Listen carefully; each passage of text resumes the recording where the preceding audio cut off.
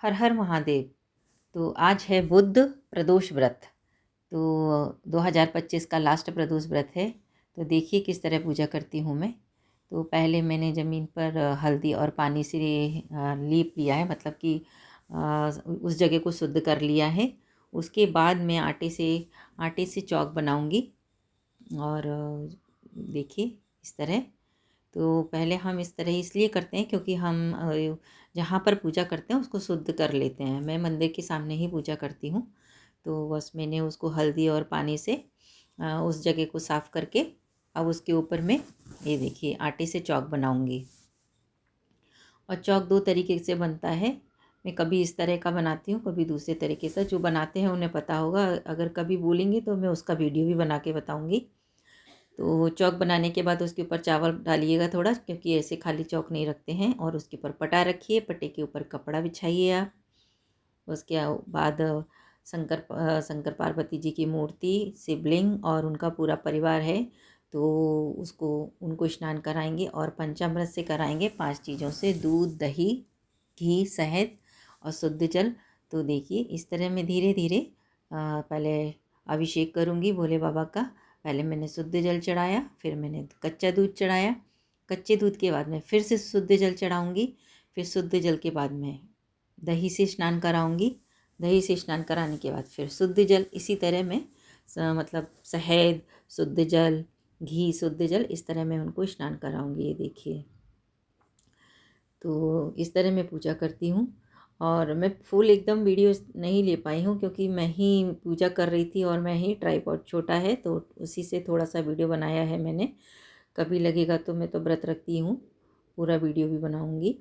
ये देखिए इस तरह मैंने शहद से स्नान कराया भोले बाबा को। और उसके बाद फिर शुद्ध जल से। और वॉइस ओवर मुझे इसलिए करना पड़ रहा है क्योंकि पास में बच्चे खेल रहे थे, सब आवाज़ आ रहा था। नहीं तो मैं पूरा आपको। और ये स्नान कराते समय आप अपने मन में ओम नमः शिवाय, ओम नमः शिवाय, ओम नमः शिवाय, ओम नमः शिवाय का जाप करते रहें और स्नान कराते रहें। देखिए स्नान कराने के बाद मैंने घी से स्नान कराया, फिर उसके बाद फिर शुद्ध जल से स्नान कराऊंगी। तो इसी तरह अभिषेक करते हैं हम।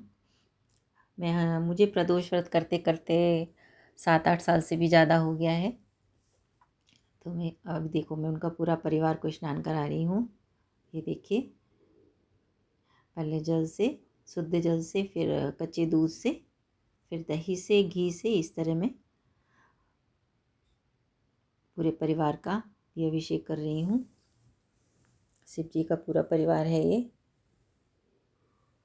और एक मूर्ति रखी हुई है, उसमें शिव जी हैं, पार्वती हैं और गणपति हैं। उसमें नंदी और नंदी नहीं है, नंदी भी नहीं है, कार्तिक जी भी नहीं है। इसलिए ये छोटी वाली जो मूर्ति है जो साइड से रखी हुई है शंकर पार्वती की, मेरी कई वीडियो में है। तो उसमें शंकर पार्वती और गणपति जी हैं। और ये उनका पूरा परिवार है जिन्हें मैं नहला रही हूँ अभी। और शिवलिंग रखा ही है, और शिवलिंग की मैंने पहले अभिषेक कर दिया है। तो इसी तरह एकदम सरल विधि है, आप लोग भी अगर करना चाहें। और मैं तो कहती हूँ कि सभी को करना चाहिए। प्रदोष व्रत करने से घर में बहुत सुख शांति, आप जो चाहे वो मिलता है। और आप मन्नत मांगकर भी कर सकते हैं, आपको कुछ करना है तो आप कर सकते हैं। एक साल का प्रदोष, साल में महीने में 2 प्रदोष व्रत आते हैं। जिस तरह 2 एकादशी आती है, उसी तरह महीने में 2 प्रदोष व्रत भी आते हैं। तो एकदम सरल विधि से मैं पूजा करती हूँ। और मेरे पास ना बेलपत्र था, ना फूल था, कुछ भी नहीं था। सिर्फ मैंने अपने भोले बाबा को स्नान कराया पंचामृत से, अभिषेक किया, चंदन लगाया, चावल चढ़ाए और आरती करी। बस सिंपल तरीके से पूजा कर ली। क्योंकि मैं यहाँ जहाँ पर रहती हूँ वहाँ आसपास फूल पत्ती कुछ भी नहीं मिलता है, बहुत दूर जाना पड़ता है।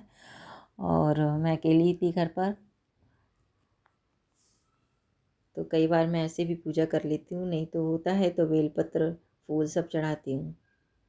कई वीडियो में है, मैंने कई वीडियो में चढ़ाया भी है।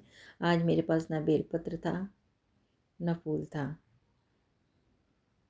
ऐसे इस तरह आप बुक की भी पूजा कर दीजिए, किताब की भी पूजा कीजिए, क्योंकि उसमें भी शंकर भगवान, पार्वती, गणपति सब बने हुए हैं।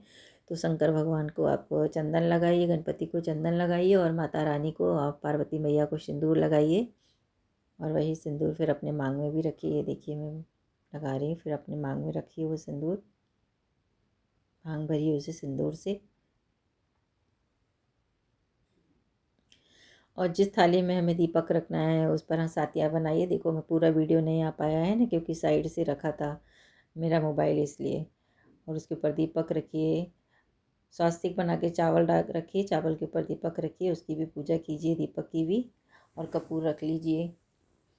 ये सब कुछ तैयारी कर लीजिए आप। भगवान को कोई फल चढ़ा दीजिए।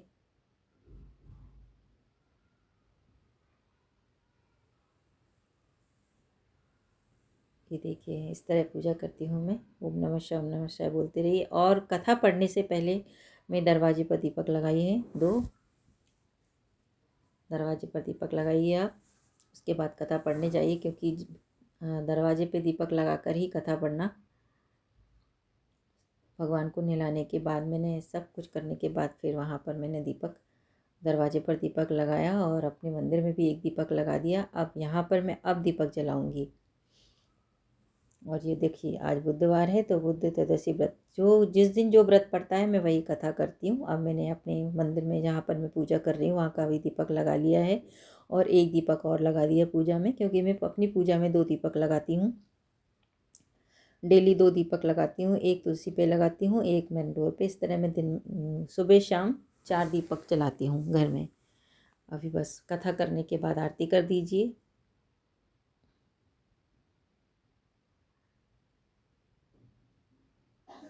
श्रद्धा से, मन से एकदम पूजा कीजिए।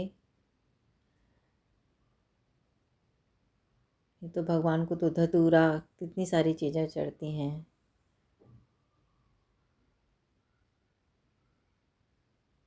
इत्र भी लगाया था मैंने, इत्र का वीडियो नहीं ले पाई मैं, लंबा पड़ रहा था। बहुत सारी चीज़ें, इत्र लगाया मैंने भगवान को।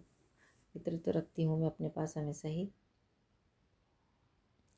तो एकदम सरल विधि है, आप लोग भी कर सकते हैं। उसके बाद आरती करने के बाद मैंने कपूर जलाया।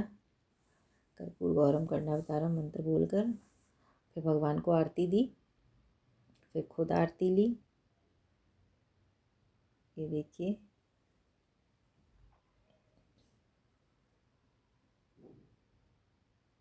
भगवान को पहले आरती दी, फिर ऊपर भी मैंने भगवान को आरती दी मंदिर में अपने।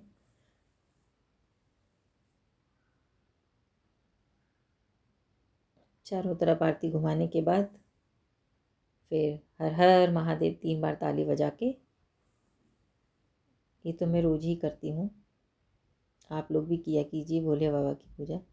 तो ये एकदम सरल है प्रदोष व्रत।